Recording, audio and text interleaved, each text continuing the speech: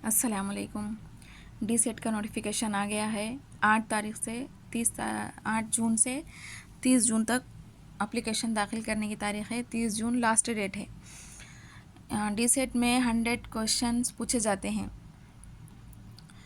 हर question के लिए 1 marks होता है और इसके 3 बिट्स होते हैं। फर्स्ट बिट में general knowledge and teaching aptitude होता है, जिसके लिए 10 क्वेश्चन और 10 मार्क्स होते हैं।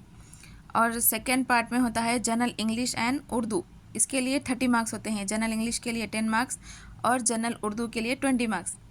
फिर नेक्स्ट आता है थर्ड पार्ट में mathematics, physical science, biological science और सोशल स्टडीज़ होता है। इसके लिए 60 मार्क्स है। मैथमेटिक्स में 20, फिज़िकल साइंस के लिए 10 और बायोलॉजिकल साइंस के लिए 10 और सोशल स्टडी के लिए 20 मार्क्स। टोटल 100 मार्क्स के पेपर होता है ये।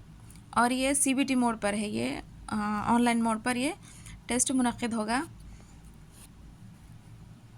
और आप मेरे चैनल के ज़रिए डी सेट की तैयारी कर सकते हैं। मैं रोज़ाना इसके ऊपर वीडियोस डालने की कोशिश करूँगी। अगर आपको मेरे वीडियोस पसंद आ रहे हैं तो लाइक, शेयर और सब्सक्राइब कीजिए।